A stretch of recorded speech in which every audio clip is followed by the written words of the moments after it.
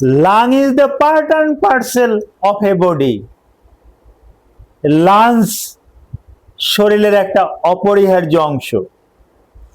এই লাংসে বিভিন্ন রকমের রোগ হতে পারে, হয়ে থাকে। তার ভিতরে একটা জটিল একটা রোগ ব্রঙ্কাইএক্টাসিস। উচ্চারণটা আমি আবার বলছি, ব্রঙ্কাইএক্টাসিস। উচ্চারণটা এভাবে হবে, আমি আবার বলছি, ব্রঙ্কাইএক্টাসিস। এই ব্রঙ্কাইএক্টাসিস এটা একটা দীর্ঘমেয়াদী, এটা একটা শ্বাসনালীর একটা রোগ। এই রোগটা সহজে ভালো হতে চায় না, শল্য চিকিৎসার মাধ্যমে এটা ভালো করা সম্ভব, কিন্তু সবার পক্ষে এই শল্য চিকিৎসাটা করানো সম্ভব হচ্ছে না এবং একটু রিস্কি। তো এই ব্রঙ্কাইএক্টাসিস সম্পর্কে কিছু ধারণা আপনাদের মাঝে শেয়ার করছি। আসসালামু আলাইকুম রহমতুল্লাহি ওয়া বারাকাতুহু। আমি ডাক্তার মীর শহীদুল ইসলাম। আমার চেম্বার শুভেচ্ছা 255 ঐতিহ্যবাহী শেখঘাট সিলেট।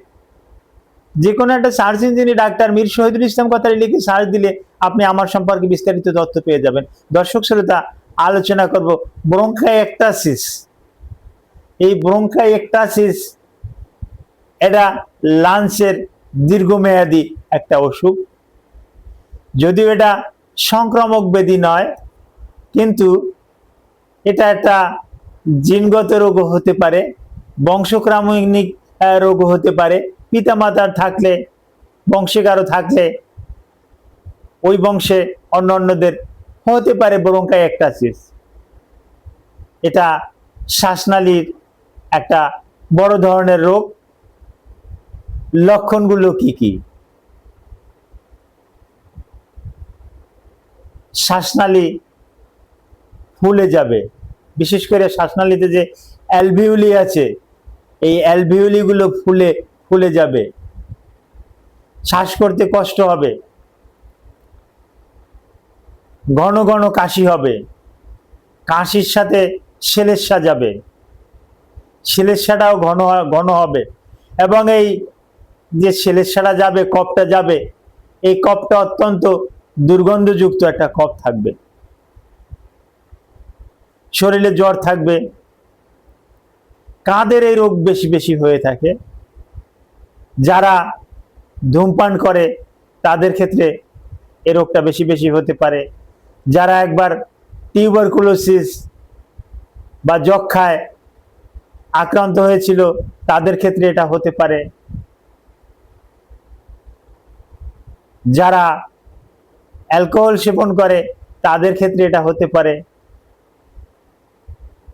এর চিকিৎসাটা কি?